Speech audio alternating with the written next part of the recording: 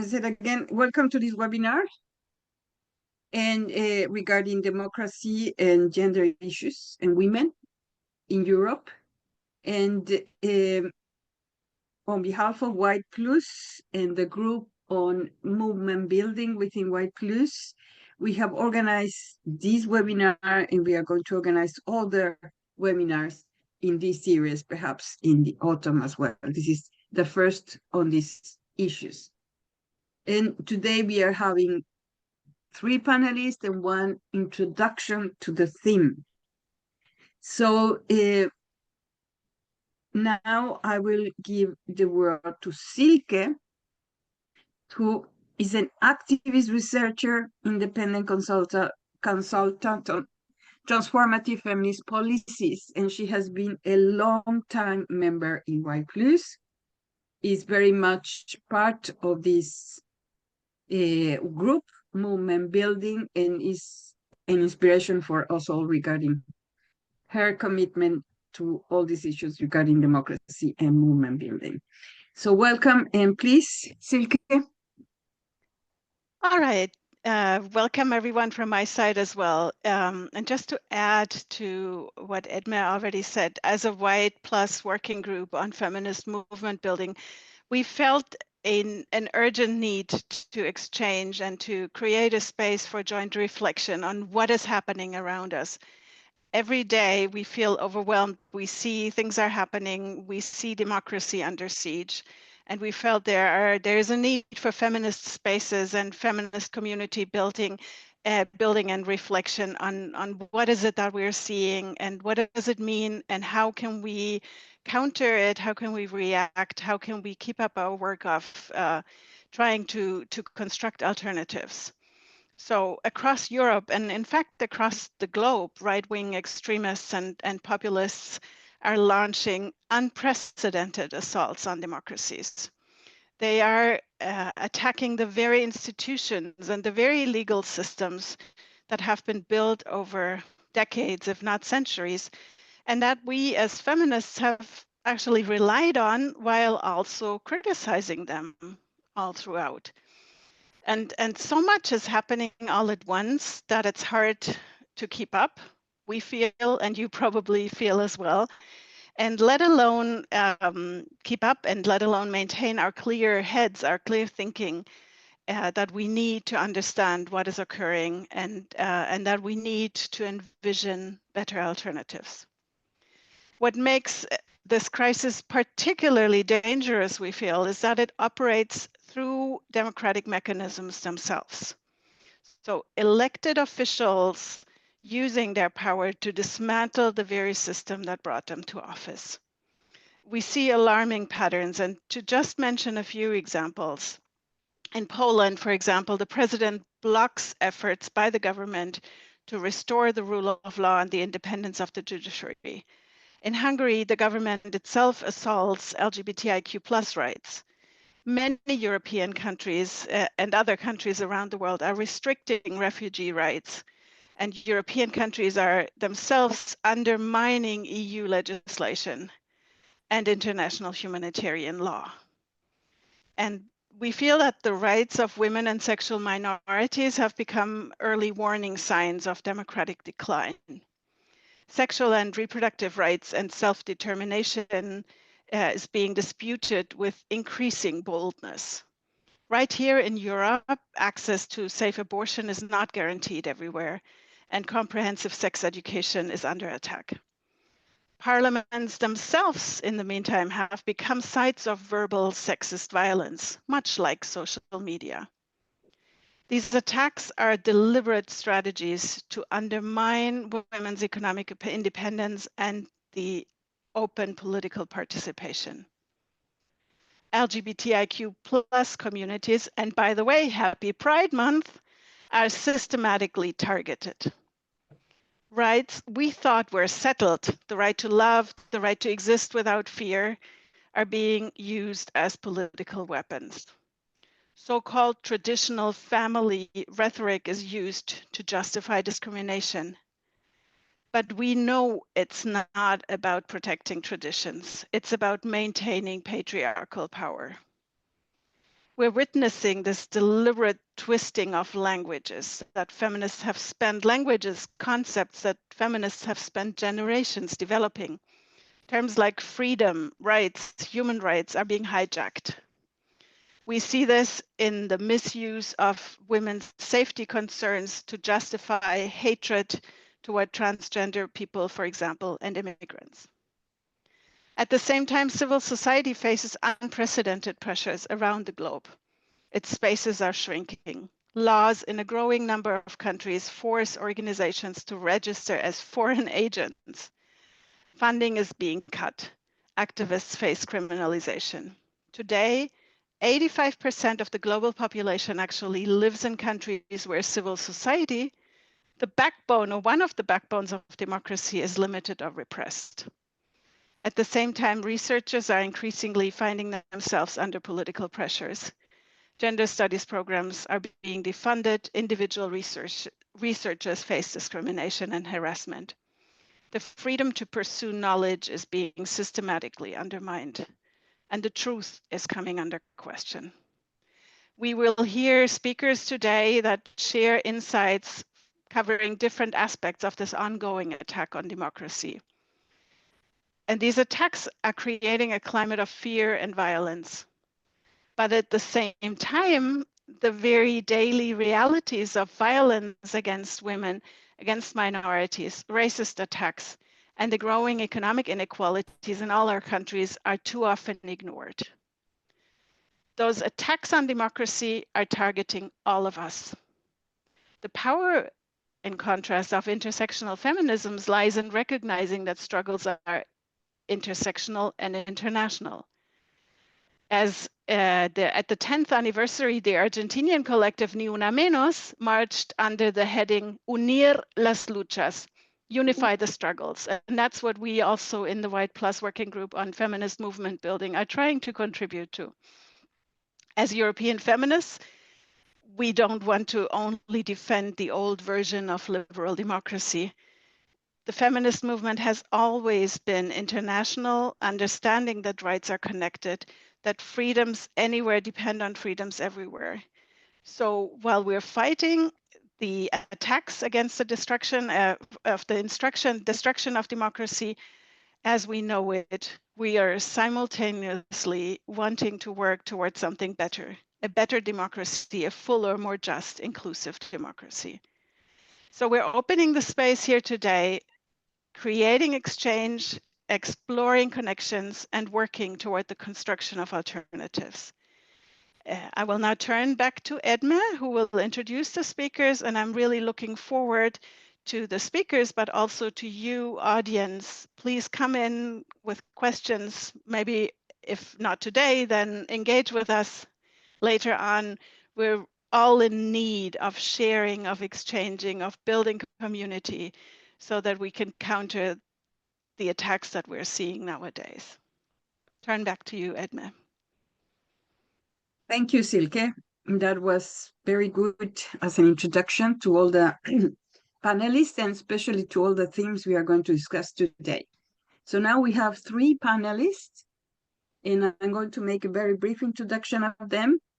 The first one is Antonina Lewandowska, and she comes from Poland, is a sociologist, researcher, and national advocacy coordinator at the Foundation for Women and Family Planning, where she works to improve access to abortion and contraception and to combat gynecological violence in Poland. She's also a doctoral student at the University of Warsaw, where she studies Polish abortion reality, as well as she's a collaborator with International Organization on Reproductive Rights Policy. After her, we will have Melanie Barla, who's a political scientist at the Andreas University in Budapest, and she's also co-founder of an NGO called Unhack Democracy and Electoral Watchdog. And finally, we'll have Krista Witterich, also from White Plus, who is a scholar activist working and having worked for many years as journalist in India and in Africa, and as a professor for gender politics at the University of Kassel, Basel, and Vienna. Each of these panels will have 12 minutes for presentations.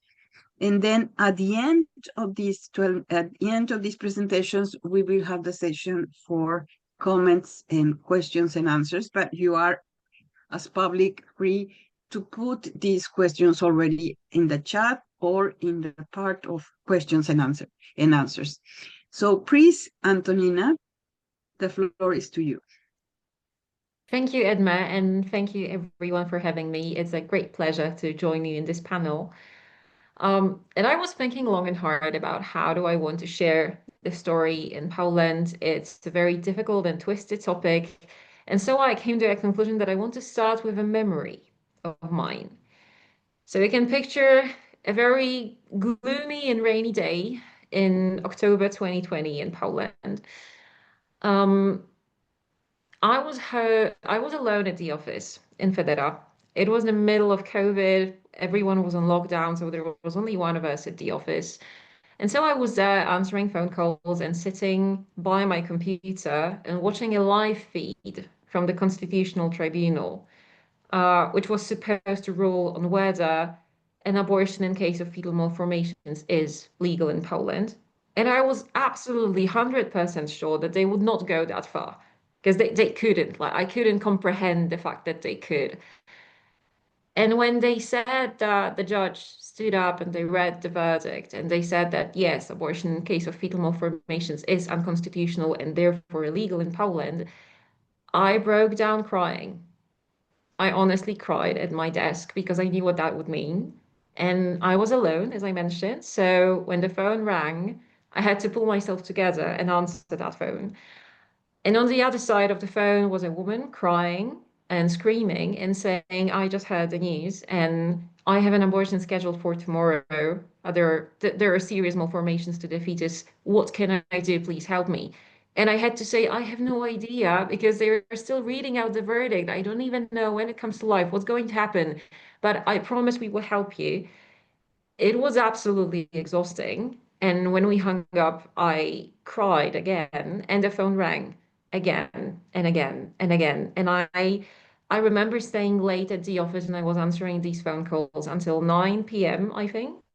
Just person after person, story after story. And the one that I remember most was um, a phone call from a husband actually saying, please help us. They were trying to drag us out of the hospital. I heard his wife screaming in the background and she was begging the doctors to please let me stay. My abortion is due the day after tomorrow. Please keep me in.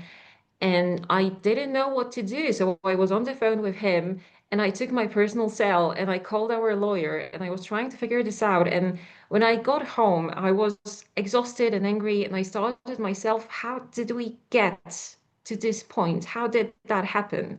Because that fight that started in October 2020, it's still happening today. Um, and how we got there was through a crisis of liberal democracy in the country. As it was brilliantly stated in the beginning, it is several fights that need to be united. And so what happened in Poland was a hostile takeover from a perfectly legally chosen government. That's true, that's to be said. But at the same time, uh, that government that was legally appointed was not necessarily working in a legal way. And so they kept taking over the judiciary. They were making illegal decisions. They were invoking laws that should not have, binding, legally speaking, and yet they were deemed to be the law. And so we evolved into crisis after crisis, and people were in the streets weekly. I remember asking my friends, I remember there is a protest today, but is it about the judiciary, about women's rights, or about Białowieża Forest? Because I honestly don't remember which one we were protesting today. And it was just a conglomerate of issues that everything seemed to be on fire. And at first, many people from outside the civic society didn't think that the judiciary crisis could be anyhow connected to women's rights and abortion rights in the country. But when the government saw that they will not push through a change of the Polish already extremely restrictive abortion law, because we are currently living in a ban with then free and currently two exceptions. So you could back then terminate the pregnancy if it was a result of a criminal activity, if the pregnancy posed a threat to the person's life or health, or if the fetus was malformed. And then the government knew that they couldn't push through a more restrictive bill. And so they found a loophole. They had two illegally appointed judges in the Constitutional Tribunal that were strongly politically linked. One of them actually an ex-member of the party. Um, and uh, and they just pushed it over there. So a group of parliamentarians, they filed a motion to the Constitutional Tribunal, in again a perfectly legal manner, saying decide whether abortion in cases of fetal malformations is legal or illegal. They created this whole campaign about we need to protect uh, young adults and children living with Down syndrome, which is a perfectly fine thing to live with, and you cannot kill the unborn, basically. Um, but everyone knew that if you ban abortion in case of fetal malformations, we will end up in a situation where women are forced to give birth, even if the fetus doesn't have a skull, even if it doesn't have a brain. And that's the reality that we are living in right now, because a bill was pushed not through the government, but through the highest legal body in the country, the Constitutional Tribunal, which deemed an exception to be illegal. And now it's a conundrum, legally speaking, because on one hand, we have a ruling. On the other hand, we have decisions from the European Union, international courts, saying that, well, but there were illegally appointed judges on the tribunal. And so the ruling is not binding. It cannot be. The ruling saying that abortion is illegal is actually illegal itself. But at the same time, we don't have an official document from the president or from the prime minister, from the government saying, yes, we have to disregard all of the rulings of the Constitutional Tribunal, because if they were to do that, that would be a complete legal mayhem in the country. That's hundreds of rulings we are talking about. And so there is this inextricable connection between the judiciary crisis, the rule of law crisis, and the abortion crisis that we're seeing right now. Women's rights are often treated, and abortion specifically, is often treated as a political topic. And while we well know, as feminists in that space, that everything is political in our lives, I like to say that abortion itself is not political, it's politicized.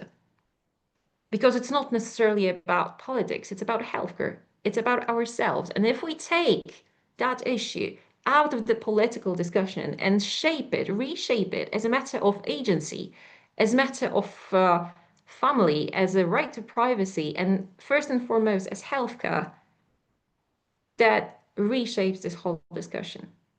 And so what's happened in Poland, a huge crisis when it comes to democratic values, that sudden outburst of hope when the Law and Justice's government was pushed over and Donald Tusk and the Civic Coalition, they took over. I saw many of my friends from Western Europe saying, hey, hooray, congratulations, it's going to be all great now in Poland. And most of us, me and my colleagues, we kept saying, hold your horses. You will see. It's not going to be that great. It may be slightly better, but don't get your hopes up. And so, unfortunately, it breaks my heart to say that we were right, because we had a government that was established by Donald Tusk and the Civic Coalition, and all other coalitions within the Civic Coalition. And that government didn't keep their word. They won with women's votes, and they just cannot come to terms and decide what they are going to do and what do they agree on. And so people got so frustrated and so tired of, we protested for 8 years and we gave you a chance and you made us such clear promises and you failed to deliver the basics. We're still waiting for legal abortion in Poland after 2 years of the new government. You're in the middle of your term. What are you doing? And so that resulted in an absolutely devastating win of Karol Nawrocki, an extremely right, far-right candidate that was supported by the Law and Justice, but I would say that he's even more affiliated with Confederation, so an extremely right political party in Poland that can be compared to the national movements in France or Alternative for Deutschland or any other far-right party. And so we ended up with a president who will veto everything, and we do know that, who will not help the current government fix the judiciary crisis that was caused in the previous terms of the government. And we are still answering these phone calls. In Federa, we answer these phone calls day by day. And only today, I actually left my colleagues with a quest to end writing a post on social media about another woman that we helped, because she texted me today, you know, I'm just leaving the hospital and thank you for helping me. Because she was in the third trimester when she learned that the doctor lied to her, thinking that there is nothing that she can do. And she had to terminate the pregnancy in the 31st week of gestation. And we could have avoided that situation and that drama, that tragedy that happened to that woman, to her young son who was waiting for their sibling to come home, and that sibling will never happen. And I blame the government, the previous one, but also the current one. And I blame the movement for not being able to reshape that narrative, to bring together the fights and to see how all of this is connected, and that the need for interdisciplinary work is more dire than ever. It's something that should not be done tomorrow, it should be done yesterday. And the second best time for something that wasn't done yesterday is today. And so I'm extremely happy to see all of us in this space together and to exchange experiences and lessons learned and what we've gone through as activists. Because I know that I will be answering these phone calls for years to come, and I hope we will not be imprisoned when doing so. Because the truth is that the next term, when it comes to Polish parliament, is going to be an extreme far right, a coalition worse than the previous Law and Justice government.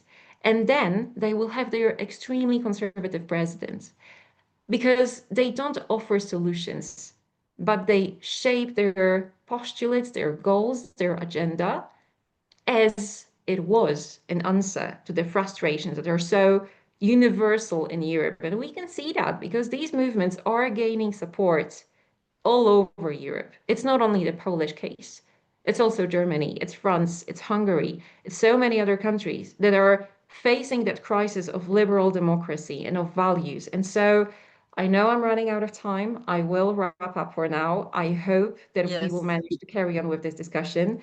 But yeah, if we are talking about the crisis of democracy and values, we are also talking about a crisis of human rights and of women's rights.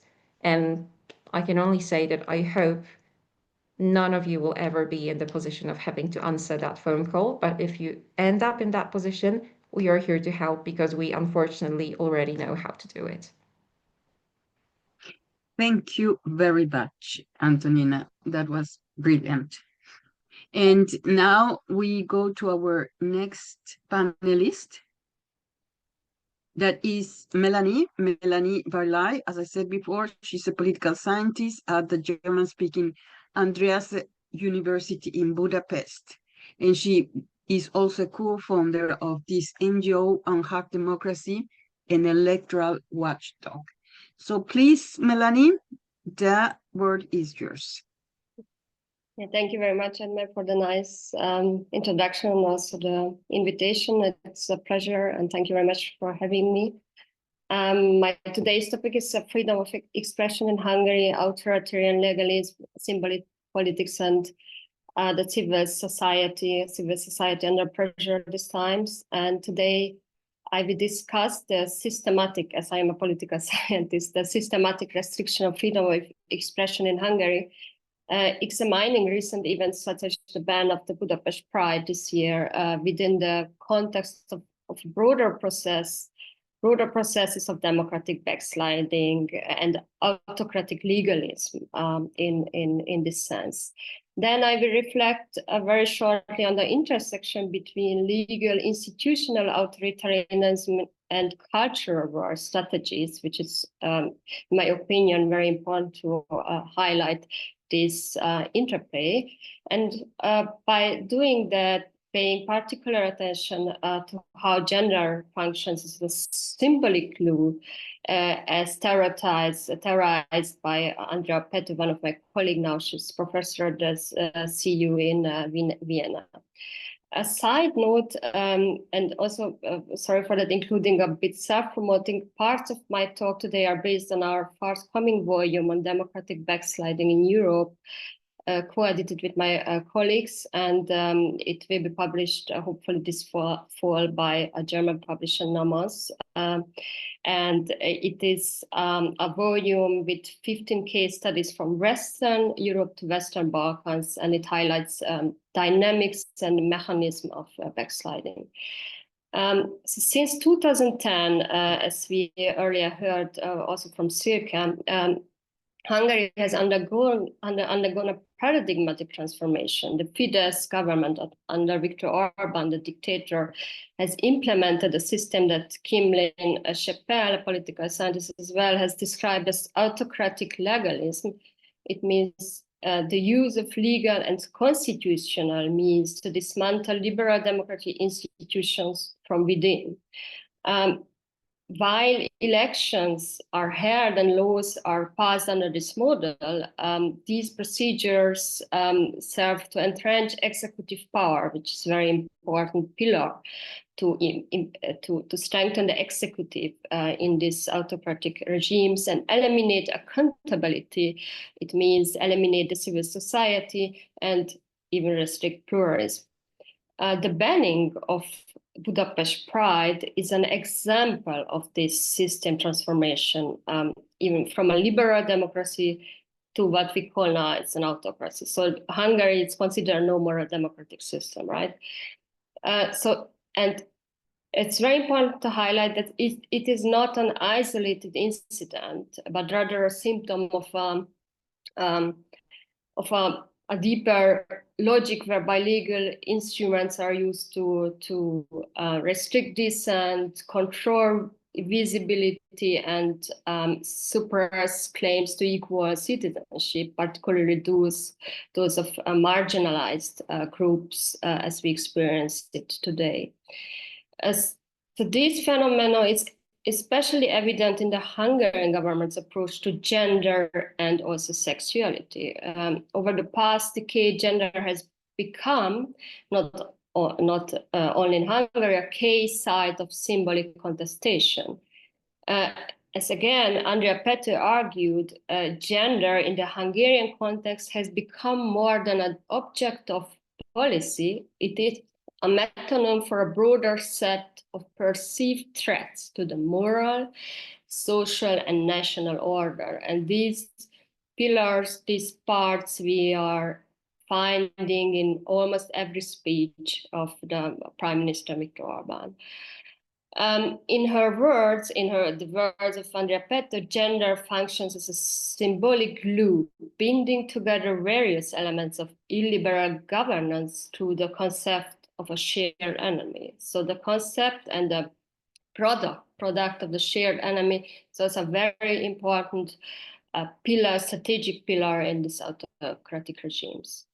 The demonization of LGBTQ plus identities, the banning of gender studies happened a few years ago in Hungary as well, and the merging of anti-gender discourse with nationalist and ethnocentric narrative are not marginal phenomena. Rather, they are integral to the ideological consolidation of the Orban regime. So he has the vision of a creation of homogeneous Christian, traditional, white, patriarchal Hungary, which he can protect. So these discursive strategies facilitate the construction of what Pető terms as a memory regime, whereby the past is selectively invoked to justify this heteronormative patriarchal and ethno-nationalist conception of the Hungarian nation. That is the vision of Viktor Orban. We can find in his also in his summer speech last year. This cultural politics serves as a specific function. It deflects attention away from substantive socioeconomic issues. While the government aggressively targets gender ideology and presents itself as the defender of Christian civilization, Hungary is facing critical challenges, including rising inequality, the erosion of public health infrastructure, regional disparities, and demographic decline. However, these structural issues are systematically displayed even by symbolic politics that portray liberalism, multiculturalism, and gender equality as external threats. So I remember that we can see, for example, the second term of the Trump government has a lot of similarities with the first and the second term of the Orban government. They are the same products what he was using the Orban government from the beginning of 2010, and now Trump is using the same, I would say, same patterns and same pillars by dismantling democratic institutions in the USA. So Gabor Scheiring's concept of the authoritarian accumulation state is very important for the Hungarian context. It's particularly instructive here in this framework. So in the framework of authoritarian accumulation, political power and economic capital are increasingly fused through patronal networks and state capture. So these elements are very important by creating dependency structures in this society. Public procurement, EU funding, and media ownership become concentrated in the hands of loyal actors, while formal institutions retain the appearance of legality. In such a regime, freedom of expression is dangerous for the government, for Orban, not only because it allows for critique, but also because it threatens the ideological coherence of the dominant elite. So it's very important to dominate the narrative, the story of this vision in this society, which he succeeded very successfully until now. Those in civil society who attempt to maintain the pluralism, including journalists, academics, educators, and human rights organizations, are under increasing pressure, as we experience it every day. The independent media outlets are facing regulatory harassment and economic marginalization, of course. NGOs have been stigmatized, so we are considered as Soros agents and subjected to administrative constraints. Even teachers and students have become the target of the government and of the political discourse of the government. Yet, despite these conditions, expression of resilience persists, as we also experience, similar to Poland, the decentralized response to the Pride ban through community events, public dialogues, and artistic interventions. And a lot of interviews are given by famous artists, signals the civic engagement has not disappeared, but partly adapted. In this context, resistance does necessarily take the form of mass mobilization, as we experience it in Hungary, compared, for example, to Poland, but rather micropolitics, which is very important to counter anti-democratic tendencies and authoritarian regimes. And they are localized acts of meaning-making and space, claiming, very important, the challenge the hegemonic narratives from within. And it is very important to understand these developments as part of a broader trend. We discussed it today, and Silke was reflecting on that as well, across the European and global landscape, rather than as a national anomaly, a Polish or a Hungarian anomaly. as Peter Wilkin has argued in his work on the urbanization of the Hungarian political culture, illiberal regimes are not deviation from modernity, but rather expressions of long-standing tensions within the world system between liberal universalism and entrenched hierarchies of capital, nation, and identity. And these regimes reflect the deepening divide between the beneficiaries and the losers of globalization. I think it's very important to understand this global mechanism of cleavages. So cleavages in societies affecting almost every society, even in German society, between the losers of the globalization and the winners of the globalization. In conclusion, the Hungarian case illustrates a consolidated form of hard backsliding. So in our volume, we are differentiating between soft and hard backsliding. So Hungary is a clear case of a hard backsliding characterized, as I mentioned, by autocratic legalism, the expansion, very important, of executive power around Viktor Orban himself, the symbolic governments, and the dismantling of horizontal accountability, which means the dismantling the whole area of civil society.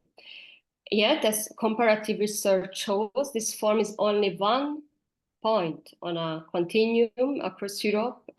Backsliding varies in scope and severity from soft incremental erosions of liberal norms in countries like, for example, Austria, France, or Germany, to more severe forms of authoritarian consolidation as seen in Hungary or Poland under the PiS Kaczynski government. So this differentiation is crucial because the typology of backsliding demands equally nuanced and multi-level responses. So there's no one-size-fits-all remedy. Countermeasures must operate at 3 levels. We are defining on the level of polity, for example, by reinforcing constitutional constraints on executive power, which is for the Hungarian case, it's not an easy act because of the 2/3 majority since 2010. Then on the level of politics, for example, by restoring pluralism, party competition, and media diversity, and on the level of policy by addressing the socio-economic insecurities that fuel populist legitimation.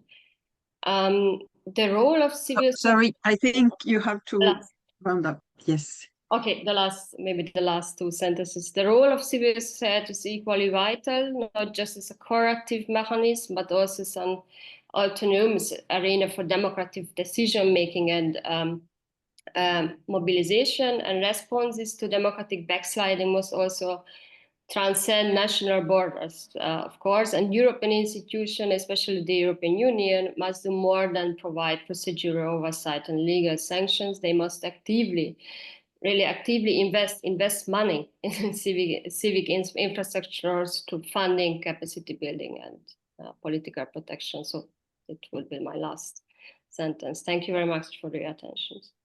Thank you very much, Melanie. Very interesting, and we will come surely to all of these themes. Now I introduce the third panelist of this webinar, which is our own Krista Vikterich. And as I said before, she is a scholar and an activist, and she has been working for many years, both as a journalist and as an academic in Europe, India, and Africa, and being involved in gender politics and professor of gender politics and economics at Kassel, Basel, and Vienna. So please, Krista, you have the floor. Thank you very much, Edme, and thank you, Antonina and Melanie, for your presentations. My input on attacks on academic freedom in Germany adds on to your presentations. These attacks are embedded in a package of authoritarian measures which make for a transformation of the political climate and political and civil freedoms which are guaranteed in the German constitution. And as Antonina said, how do we get get to this authoritarian turn in our societies, I will follow this up for the specific German case. The overall background is the rise of the German extreme right-wing party AfD in the past 10 years. Rightist populist forces have some strategies in common. First, they orchestrate an internal culture war. Second, they stage anti-migrant, racist and nationalistic politics of return to order. And third, they claim freedom of opinion for the common man against the ruling elite. The culture war is driven by anti-feminism and what they call anti-genderism, by transphobia and a normative heterosexual feminism. This counter-revolution against feminisms and queer is intertwined with a strong anti-elitist, anti-intellectual perspective, which is a key popularist driver for the attacks on the academia. One indicator of the ongoing changes in the political culture in Germany is a ban on gender-sensitive language. German language is highly gendered.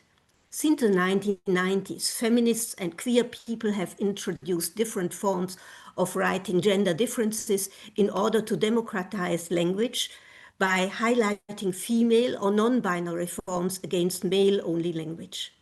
After years of struggle by feminist linguists, the gender-sensitive language got more or less officially accepted and is used in most of the public institutions. However, last year, Bavaria decided a ban on gender-sensitive language in schools, universities, and administration.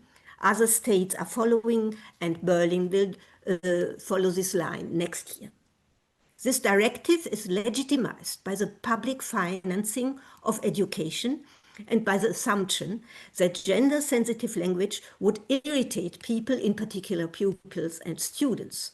However, the question is, are young people socialized in a gender-sensitive language or not in school? Now, the new quality of the authoritarian turn was triggered by the terror of the Hamas against Israel in October 2023. Since then, the accusation of anti-Semitism is used as a vehicle for disciplinary state intervention in the academic life and autonomy of universities. Core are actions by police and some university administrations against protests against Israel's war in Gaza. These interventions are legitimized with a reason of state that guarantees Israel unrestricted support by the German state because of the Holocaust. Positions against the war and the Israeli settler and occupation policy, even those of Israeli and Jewish activists, philosophers, artists, get, following this logic, associated with anti-Semitism. Furthermore, there is a trend to disqualify solidarity with the suffering Palestinian population and to stir up anti-Muslim racism. One form of disciplinary intervention in academic and cultural life is the rise of a cancel culture in Germany, exercising control over visiting academics from abroad and linking the accusation of anti-Semitism to other contested topics. Let me give you two examples. The Jewish Student Association demanded that Judith Butler should be stripped of the Adorno Award, which she had received in 2012, because she had signed a pro-Palestinian petition and made Israel critical statements. Nancy Fraser, who was invited as visiting professor at the University of Cologne, was cancelled out of the same reason. The topics of her seminars and lectures had nothing to do with the Israel-Palestine conflict. Organizers who invite unwelcomed people are threatened with the withdrawal of funding, and I will get back later to this crucial disciplinary mechanism. A climate of surveillance, intimidation, and denunciation is spreading within universities as students and faculty are more frequently screened, scrutinized, and blackmailed. disproportionate police action is taken at registered demonstrations, and police moved freely on university premises. New regulation make it easy to expel students. Residence rights of foreign students are made dependent on not supporting Palestine, and Berlin authorities expelled European and US activists without a court ruling. No doubt it is a political obligation to protect Jewish students and researchers in Germany and to combat anti-Semitism. However, this should not be misused to silence critical voices against the Israeli government and to disrupt controversial study subjects. This repressive official policy is underpinned by a resolution of the parliament which addresses schools and universities.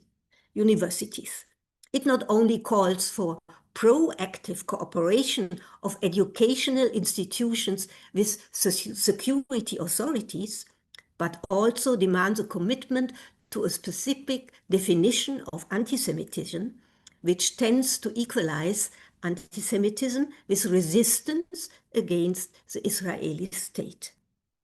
This prescription of a political definition to the academia and the attempts to ban debates are unconstitutional.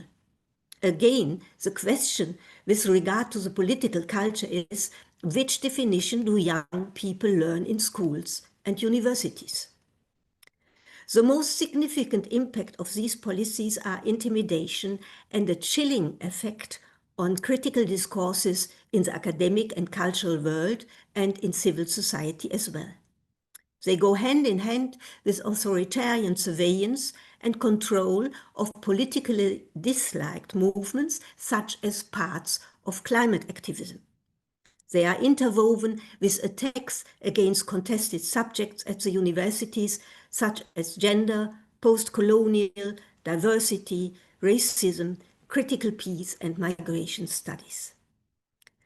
When many civil society organizations rallied against an eventual collaboration of the Christian Democratic Party with the AfD, the Christian Democrats immediately questioned the public funding of NGOs.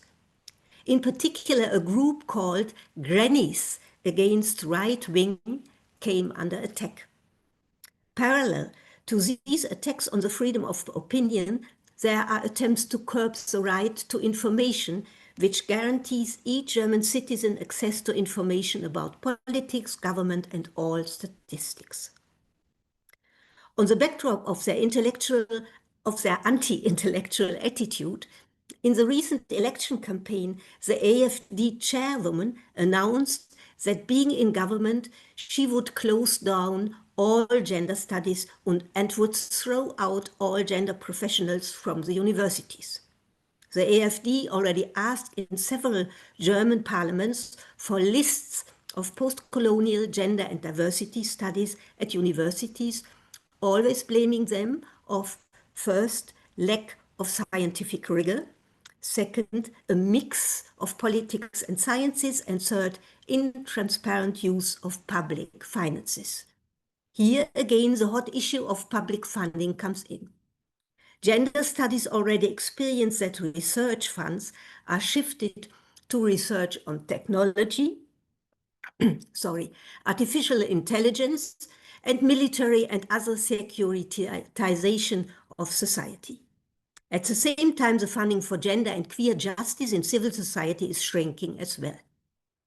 What is frightening about government's actions is that they are increasingly ignoring existing laws and the judiciary. The state, and there we have the parallel with Poland and Hungary. The state support of Israel and arms delivery is taking place regardless of whether Israel's government is violating international law. Of course, this reminds us of the authoritarian policies by Trump, like the ban of diversity programs in public institutions, as well as the sanctioning of critical universities like Harvard by the withdrawal of public funds. There seems to be a copycat effect of Trump's power play and disruptive policies against the legal system, critical academics, as well as against gender and diversity programs. Recently, the German branch of the transnational software corporation SAP announced the stop of all its diversity programs in Germany. The German corporation Telekom stopped its equality and anti-discrimination programs in the US. This new quality of assaults on public freedom, academic freedom, has to be scandalized and politicized, in particularly on the historic backdrop of the German past, when German universities were taken over as focal points of fascist ideology. To build resilience and resistance, an alliance of critical and solidary sciences called CRISOL, Critical Solidarity Sciences, has been formed with a current focus to stop the misuse of the fight against anti-Semitism for attacks on controversial university subjects and the autonomy of universities in general. Some cases can be taken to court, but apart from this, the main task is to reclaim academic freedom and space for dissent and critical thinking inside and outside universities. CRISOL is well aware that universities are no ivory towers. The Consortium of Women and Gender Researchers at Berlin Universities is celebrating its 25th anniversary this year and plans many events under the headline of "We Came to Stay." However, it is not enough to defend the well-established system of gender studies in Germany with 173 professors, but we need rebellious defense, meaning to offensively expose and attack all forms of misogyny, sexism, transphobia, and all forms of racism, and highlight their disruptive impact on academic freedom and democratic structures. At the same time, it is necessary to link this struggle to other struggles outside the universities and to show their relevance for a functioning democracy and civil society political practices. I think that White Plus could and should play a role in this rebellious defense of the democratic progress feminists struggled for and achieved in the past in Europe. Thank you very much. Thank you very much, Krista. So now we have the three panoramics of three different countries, which have a lot of similarities, but also a lot of differences. I see in the chat only one comment. I don't see any other questions, but perhaps you yourselves have questions to each other. So perhaps we start with the comment that Silke had, and you can explain it, Silke. I was really struck, Melanie. Thank you so much for the taking this on a kind of theoretical level. I was struck by how important capital and the type of authoritarian accumulation is to the authoritarianism that we're witnessing. And it kind of made me think, I mean, on the one hand, it's a strength that we as White Plus and feminist economists have had, like in analyzing economic systems and the economic dimensions underlying what we see in the world.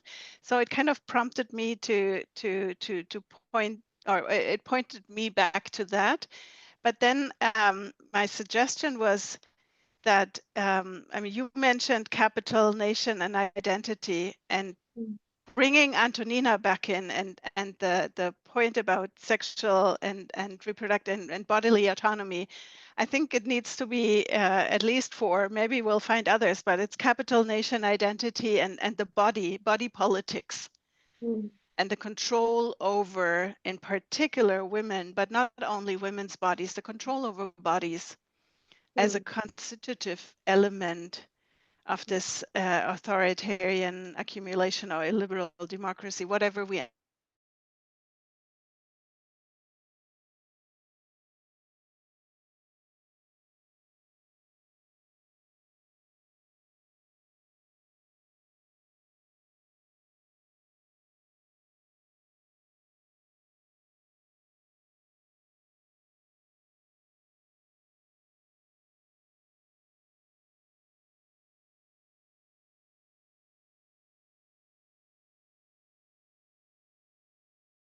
nation and who not, you know. And if you are willing your intellectual capital on this cultural level and your body in meaning that you are willing to give birth for the ethnic homogeneous Hungarians, you belong to the Hungarian society, and then you are beneficiary of this economic, profits coming from the EU and coming from this inner circle of the Orban government. So that's very much so interlinked with each other, and that's, you get a package, you know, you get an identity versus the identity of the liberal, pluralistic, globalistic, so that's the cultural antagonisms who are playing with this, dividing the societies in basically in two camps. That's all about, in my opinion. Yeah. I think Krista wanted to say something. No. No. Anybody else? Because I myself had a reflection, because I think that it was Melanie that spoke about the fact that this authoritarianism is founded in democracy, but the democratic governments, elected democratic governments, that are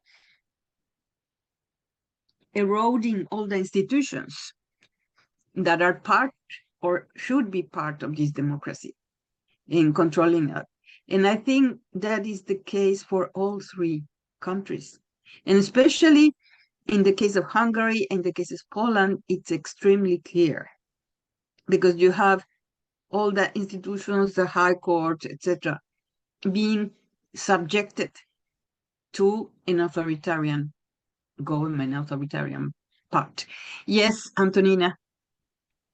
Yeah, and adding to that, because what is happening in the Polish case is that we had that glimpse of maybe things will change with the more liberal government taking place of the law and justice. But what we saw happen is extremely disturbing to many people who also voted for the, well, democratic opposition, because the current government is also pretty questionable with their actions about fixing the situation.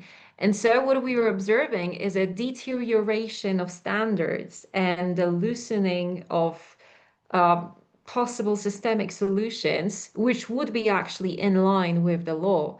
So the law becomes more of a direction rather than obligation, and it can be twisted and shaped depending on what this or that current government believes. And I think that it's an extremely disturbing development also for us as a civic society, as feminist activists, as a movement that's fighting for human rights. Because if everything is debatable and everything is fluid, then it's extremely difficult to set some changes to be respected regardless of who is actually in power. And it's something that we are observing in Poland currently, which is that our presidential elections shown that we are split almost in half, because presidential elections ended with one candidate having 51% of the votes and the other 49. So we are split in half as a nation, and these two halves are living in separate realities. They believe different media, different political analysis. And as a society, we are crumbling. We are losing that connection that is necessary to build change and to build capital, also social capital, symbolic one. And speaking as an activist, but also as a sociologist, I would say that that deterioration should be extremely alarming, especially when it comes to the possible strategies in opposition in the near future. And that fact that it may be very easy to think, well, they messed up so much, we have to fix it no matter what, and in any matter possible. But if we rely on these semi-legal or blatantly illegal solutions, we are actually strengthening that trend even if we believe that it's in the, in the right cause. And that's something that we have to be very much aware of and do our best to not support any form of abuse of the law and reinterpretation of the law.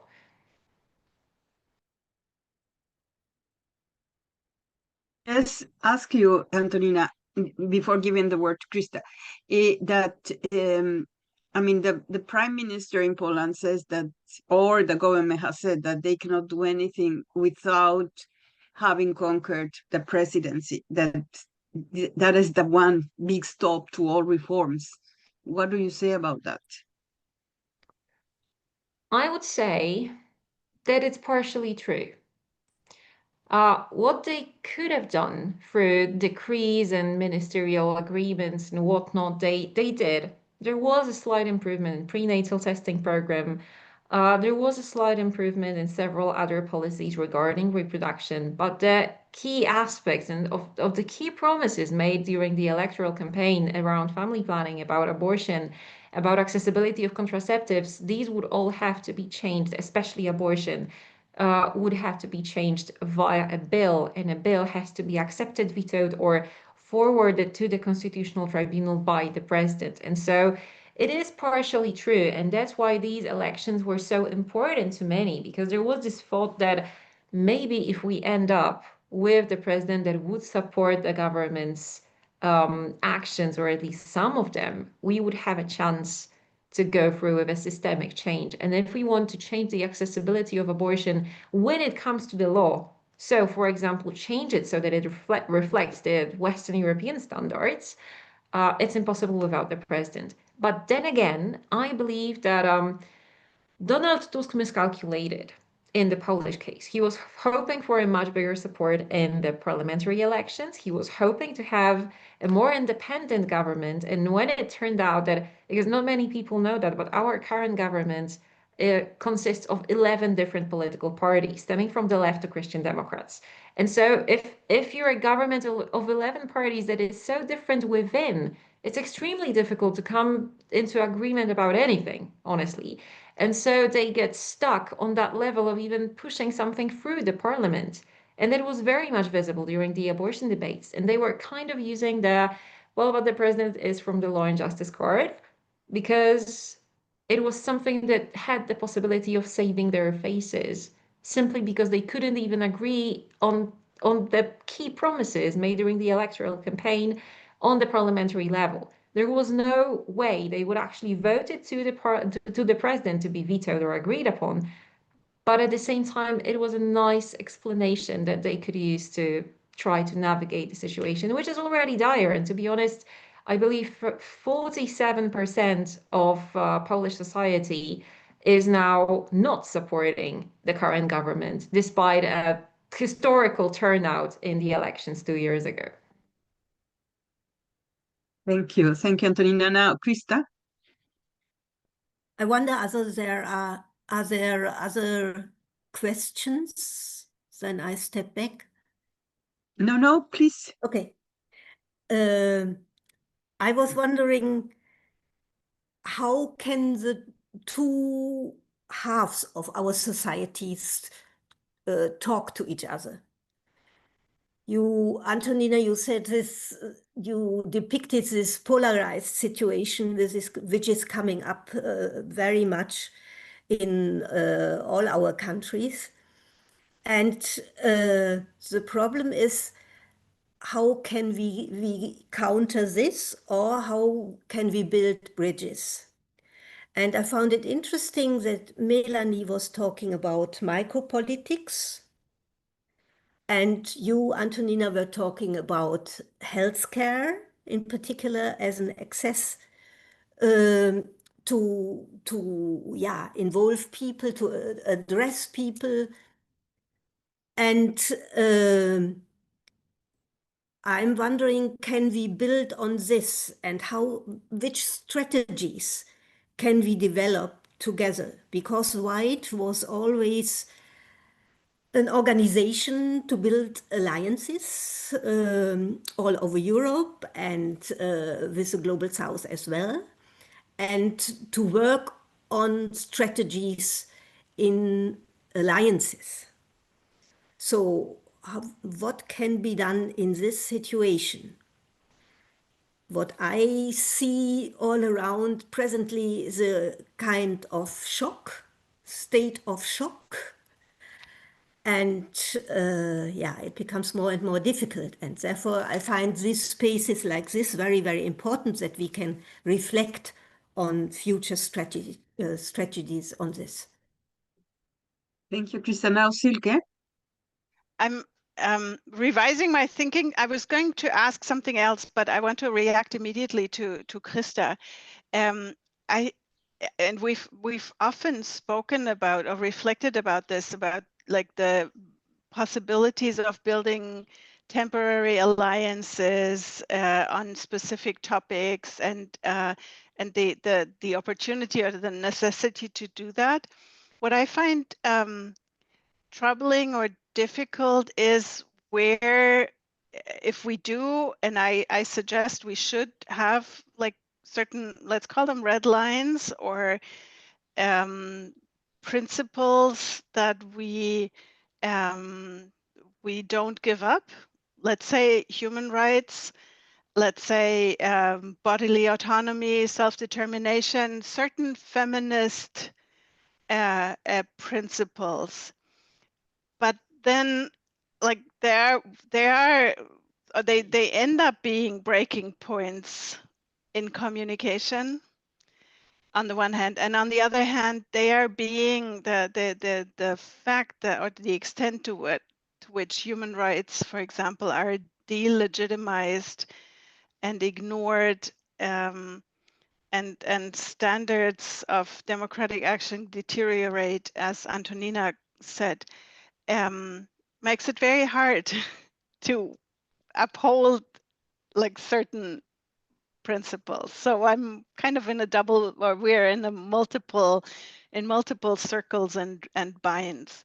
But yeah, let's keep thinking about where we can build temporary alliances, and on what basis. Point well appreciated.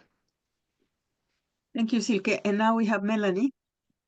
Yeah, thank you very much. Thank you, Krista, for raising this, what I mentioned on our micropolitics, and it means to be present. And when I studied the numbers by the presidential election in Poland, or I asked also colleagues to explain, to understand what happened in Poland. And one argument was reflecting on what Antonia said, that Tusk underestimated it, that the PO, basically they weren't present in rural areas. In areas, we have a dividing, it's all across Europe, a rural urban divide within the societies. So, and we see in Hungary, if you are present locally as a party, as a civil society organization, I am speaking from my own experience as a watchdog. If you are present, you can talk to people, you can change, or you can get in discussion. And that's what we saw in Poland, that's what we saw in Hungary, that the oppositional parties never ever were present in economically less developed areas in Hungary. That's the one point. So this kind of the importance of doing micropolitics, to be present everywhere. And it means a lot of money, of course. You need a lot of money, a lot of manpower, a lot of competencies, a lot of capacity building. So it's, of course, a huge package. That's the one point I wanted to add to this discussion. And the second, again, studying all the numbers, also from the German Bundestagswahl and from Polish, what we see that the youth is getting more extreme. So even in Poland, I checked the numbers from the liberal candidate, that's Trzaskowski. I don't know the exact pronunciation. Sorry, Antonio, for that. But under the youth, between 2020 and now 2025, he lost over 16% of the votes among youth. And if we are studying the numbers for the EFD of Germany and the Linke, the left extremist party or left-wing party, that we see that almost the half of the youth are voting for extreme parties. So it's a generational question as well. So that's what I wanted to add to this. Thanks. Thank you, Melanie. And Antonina? Yes, I also wanted to add, kind of piggybacking on what Melanie just said about that generational division that is observable. Something that is very clear in Poland is that, we are a country that used to be a communist country until 1989, and only then a whole of society was thrown into this economically liberal narrative. And so our sense of independence is very much strongly rooted and connected to the free market. And that connection to capitalism and the idea of self-made men is very much still present in Poland, but mostly among the older population. And by older, I mean the youngest ones would be around 40 somethings. Younger people, the younger, the more it is observable, are disappointed in that system. And they see that that redistribution of means that was promised somehow doesn't really work. And the majority of Polish youth actually study finds that they believe that their quality of life will not be as good as their parents. And if we are in that situation, then using the same language and the same strategies as we used 40, 50 years ago, and appealing to even the language of back then liberal democracy is counterintuitive maybe, but it's not going to work because people affiliate that with a system that failed them. And that polarization that Melanie mentioned, I believe is strongly rooted in this idea that we need a drastic change because things aren't good anymore. But the proposals and the ideas, whether we go right or left, that's something that's appealing. Because you can choose either way. It's about narratives, it's about strategy, how you reach out to people. And at least in Poland, the left is committing a sin, quote unquote, of being stuck in the urban areas, of appealing to the higher educated business owners, most of the time, people with higher education, those who are well oriented in politics, even. But at the same time, they aren't really talking about simple things like, accessibility of healthcare, like taking care of your elders. And it really does make a difference for a young person that's 18, 19, sometimes even younger, saying, well, your grandma, right? Well, she cannot afford to buy her medication now, but we have an idea of how we can change that. And so it's about appealing to the personal. And it's something that the right is brilliant at, honestly, that they're taking that frustration and using that language that is very human, that's something that's very much well known to people, rather than speak about rights and equality and decrease. And what we were seeing in Federa for quite some time is that we're extremely happy to see UN declarations and decisions, and people just didn't care because it honestly doesn't matter for your day-to-day life whether CEDAW states something. It's extremely important to us and it's a great win, and we can use that to work with policymakers, but it's two different things. And the right gets that if you talk to people, you cannot treat them as policymakers, as people that are rooted in that system. They have their lives, they have their worries. A Polish philosopher used to speak of the fluent modernity, basically. The idea that our current state of living is subject to constant change, and there is no going back to something that's coherent and stable because the world keeps changing every day. We wake up to news of did Iran use nuclear weapons? What is currently happening with Russia and Ukraine? What's happening in the US? Is the end of the world, the feeling of it, is the end of the world upon us today? Or maybe it's going to happen tomorrow. And so appealing to these values and these narratives that usually take time is futile. It's not going to work. And I believe that these micro politics these connections, these appealing to our everyday experiences, is crucial if we want to actually push through and create these discussions and these connections that you were mentioning, Christoph. How do we bring people together? Well, we bring them together by speaking of things that are a shared experience for all of them, and bringing these people together and asking them, what do you need? How can we help?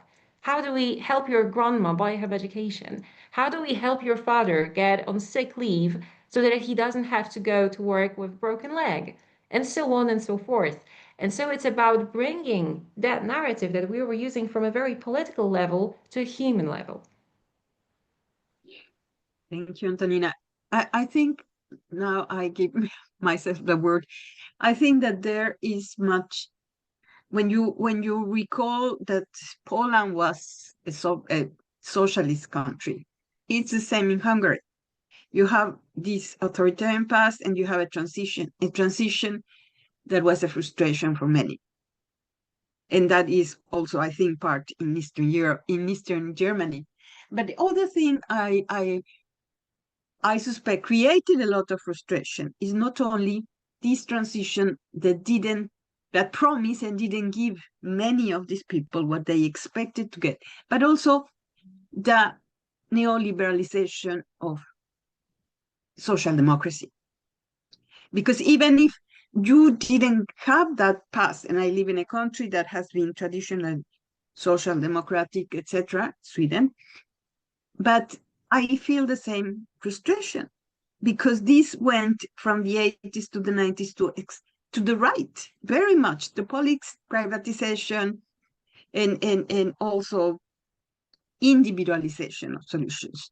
So that means that people got extremely frustrated. And we also have an extreme right party that now is threatening social democracy because they are nearly as strong as social democrats, the second party in the country. So it's both issues, the frustration of this transition from socialist to capitalist and the neoliberalization of social democracy, I think. I don't know if you have any reaction to this, but Silke was speaking about this local politics and feminist political economic education. Yes, Krista? Yes, I'm wondering when we reflect about first about concrete utopia and concrete measures or concrete micropolitics. Listening to Antonina, I had the impression we can think it more like a person-to-person strategy. But I'm wondering if we take up what Silke said in the beginning, we want not only to defend liberal democracy, but we want to create another form of democracy, which is more inclusive and which is more diverse, which is more grassroots oriented. So I'm wondering, do we have any capacities or any any spaces to create new institutions, new spaces at the grassroots level in municipalities? And we have this example of Barcelona, where this approach was followed very much. What can we do to get out of this very, very individualistic strategies and come to spread out and come to broader strategies in societies, building really new institutions or what Toronto has called caring democracy, other democratic institutions which care about people and where we can relearn to talk to each other and talk to the other side as well. Thank you, Krista. I just wanted, before I give the word to Antonina, there's a question from somebody who's anonymous. And this person says, what do you think about the thesis that capitalism in the long run is just incompatible with democracy? Clara Matei is also linking austerity politics with that surge of the far right. That also goes with the question, if people vote for the far right because traditional parties are unable to deliver on central issues like the economic situation, security concerns, and not primarily because they want to restrict abortion access or hate trans people. Does anybody want to react to that?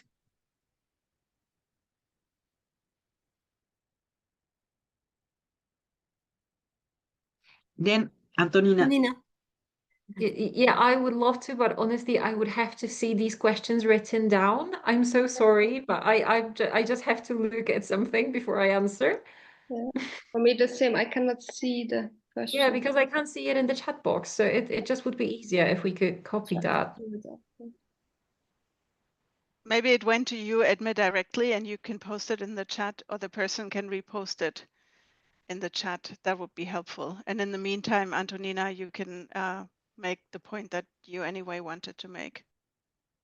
Yeah, I wanted to address what Krista was saying actually about do we have the capacity to create an institution that would bring people together? And I just wanted to say that I believe that some societies, including Polish, are currently too far gone to trust an institution because we do have that huge crisis of institutional trust and authority trust. And what we are seeing to be working the most currently is peer-to-peer contact, just person to person. What we are doing in Poland now, and what seems to be extremely effective so far, in Federa's case, is abortion advocacy academies where we teach people how to talk to your loved ones, how to talk to your friends. How do you counter an argument that they kept hearing and repeating? How do you show them different perspective?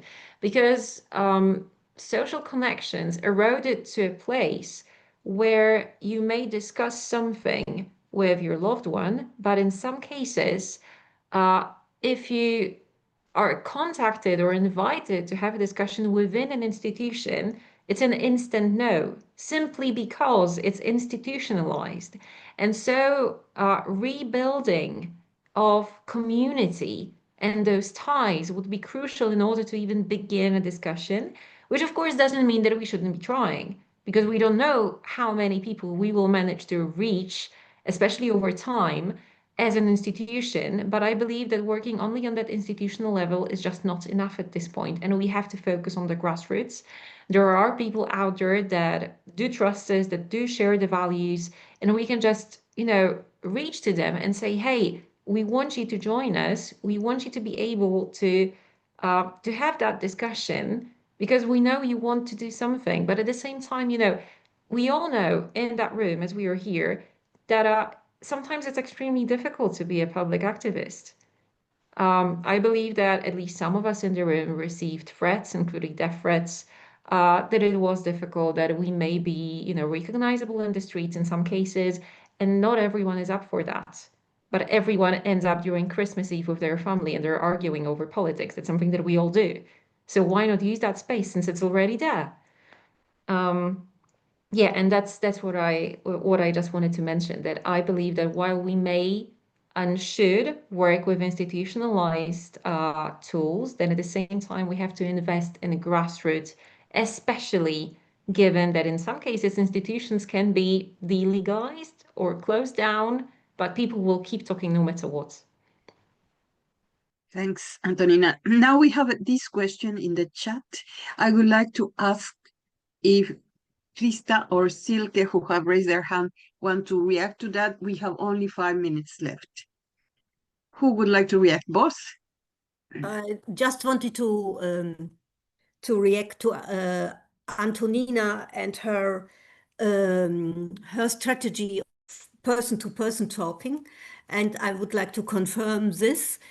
The new left party in Germany had this success in the recent elections because their strategy is, and they continue this after the elections, to go from house to house and to talk to people on a very personal level about the problems they face and offer help in this and that.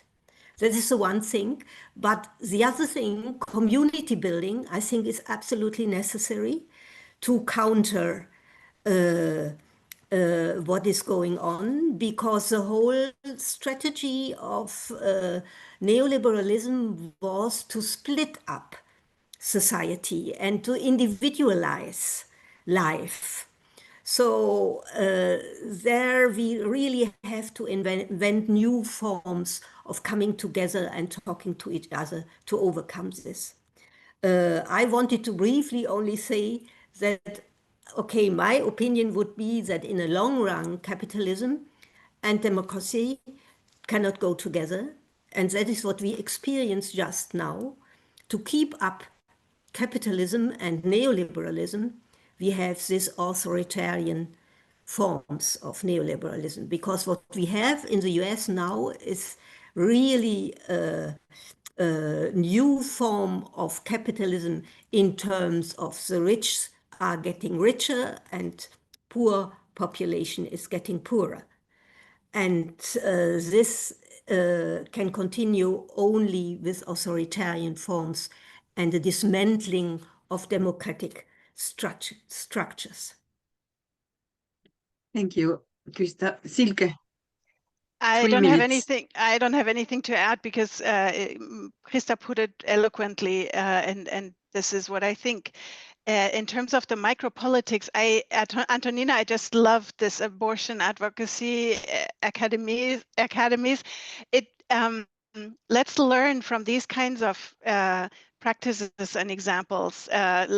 Melanie, let's after this, we are ending now, but let's engage on what it means, what you mean when you say micropolitics. What is the community building? And it just takes me back to our discussion in White Plus about how to bring in the more physical, the body, the experiences.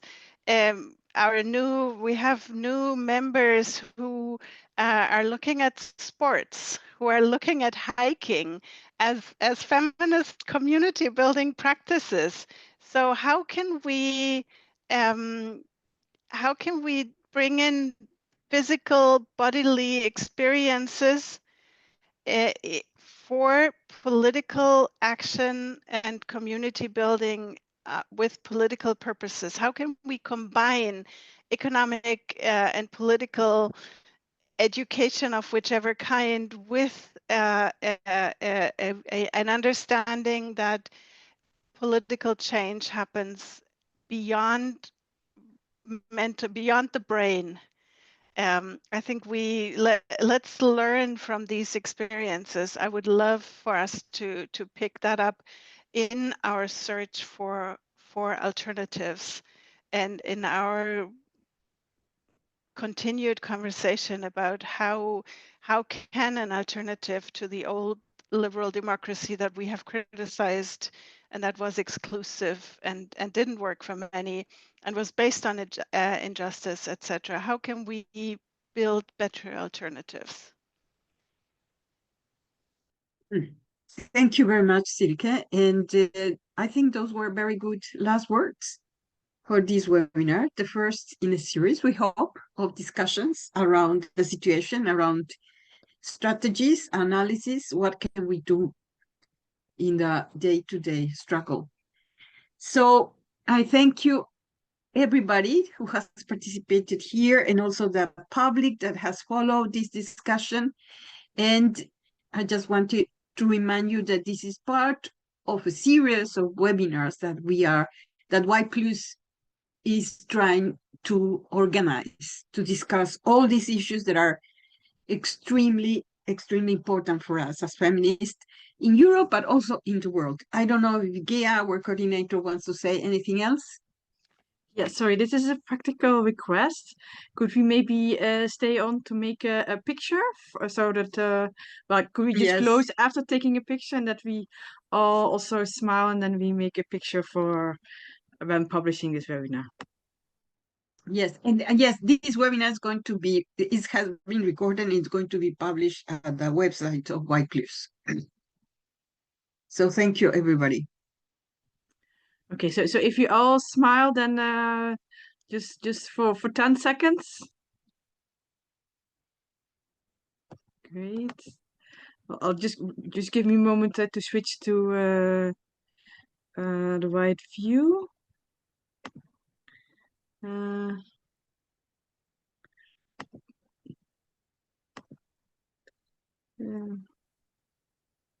Difficult topic, smile for a long time. Yes, difficult topic to smile for a long time. Okay, so it is on gallery, but I don't see the gallery. But anyway, well, let's try this then. Okay, thank you. Okay, thank you, everybody. Bye-bye. This Thank is you. really Bye-bye. fascinating. Thank you, thank you, thank you. you, thank you, Antonina. Thank you, Melanie. Is she still there? Thank you, Yeah. Krista. I thought this is, I mean, this is the kind of community in a virtual way that we're trying to build and trying to the spaces that we're trying to develop this joint thinking. So that was definitely inspiring and a good practice example. Thank you. Yeah. It was a great discussion. Thank you for all your work. Thank you. Thank you. Thank you, everyone, Great. for sharing your experiences and knowledge. Bye-bye. Bye-bye. Bye-bye. Thank you. Thanks, Edme, for moderating. Thank Good you. job. Thank you. Bye. Bye.